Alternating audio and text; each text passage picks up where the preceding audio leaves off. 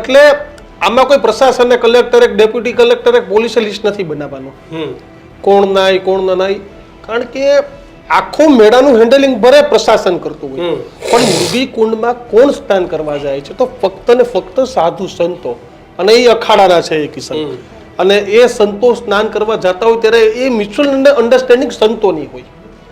મારે કીર્તિ પટેલને કહેવું છે કે તમારા ગુરુજીએ બહુ સારી વાત કરી કે સનાતન ધર્મ બદનામ ન થવો જોઈએ, બિલકુલ ન થવો જોઈએ. પણ ત્યારે તમારા ગુરુએ તમને એટલું પણ સમજાવ્યું હતું કે ભાઈ આપણે પણ આ ફક્ત સંતોને નાહવા માટેની વાત છે. ભલે બીજા નિયમો તોડતા તો એ લોકોને નિયમ તોડતા આપણે અટકાવવાના હતા, પણ આપણી કમનસીબી એ છે કે આપણે વાત સનાતનની કરીએ છીએ, વાત હિન્દુની કરીએ છીએ, અને પછી આમાં વિવાદોમાં ઉતરી જઈએ છીએ. આજે એવી પણ વાત છે કે 3 દિવસ થઈ ગયા હરિહરાનંદ ભારતીનું કેમ મૌન છે. આજે એ પણ વાત છે કે કેમ પીઆઈ વરિયા કે પીએસઆઈ વરિયા ઉપર કોઈ પ્રકારની કાર્યવાહી નથી થઈ. થવી જોઈએ ને.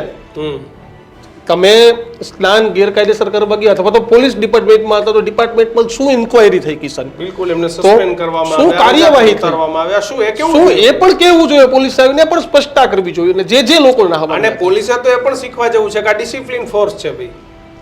તમારો બંદોબસ્ત ક્યારેક એટલે અમે કહીએ છીએ કે કદાચ જે પીઆઈ મેડમ હતા વરિયા મેડમ એનું કઈ એવો કે કીર્તિ પટેલનો ઉદ્દેશ ખોટો નહીં હોય નાવાનો, પણ એ દિવસ ખોટો પસંદ કર્યો, સમય ખોટો. જ્યારે સાધુ સંતો આ પાવન ભૂમિ પર સ્નાન કરવા માટે ત્યાં પહોંચે છે, કેવું શિવરાત્રીનું મહત્વ આપણા પુરાણોમાં શાસ્ત્રોમાં લખેલું છે.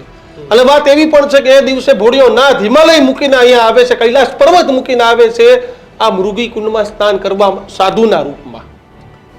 અને ત્યારે જો આવા ઘટનામાં પણ આપણે વિવાદ સાથે જોડી દેવો પડે, મારીને કિશનની કમનસીબી છે કે અમારે આ મુદ્દા ઉપર ચર્ચા કરવી પડે. આ મુદ્દા ઉપર પોલીસ ફરિયાદ થાય, આ મુદ્દા ઉપર સાધુ સંતો સામે આવે,